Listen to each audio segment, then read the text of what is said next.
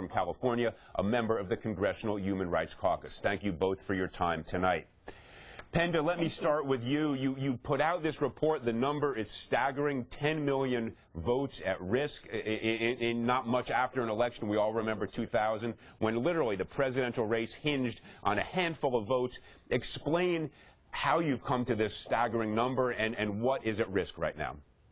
Well, what we noticed around the country was we work in a number of different states to try to open up access to the ballot box, and we noticed that there were new strategies this year that seemed to be targeted toward Latino voters and making it more difficult for them to be able to cast a ballot.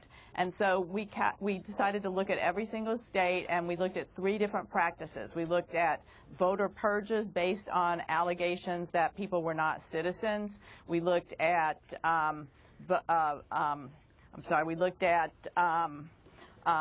the registration issue, voter registration, right? The requirement to show your citizenship, right? Citizenship requirements. And what we found is that, in fact, there were 23 states, and we looked at voter ID, of course, and then 23 states we found had enacted or were trying to enact one or more of these practices.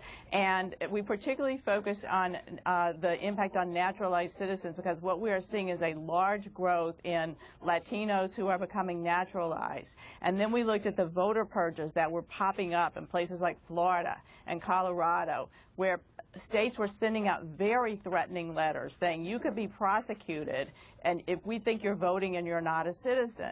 And we found out that like 98% of the people who received these letters are in fact citizens, and the other 2% we're just not sure about. But there doesn't seem to be any problem with non-citizens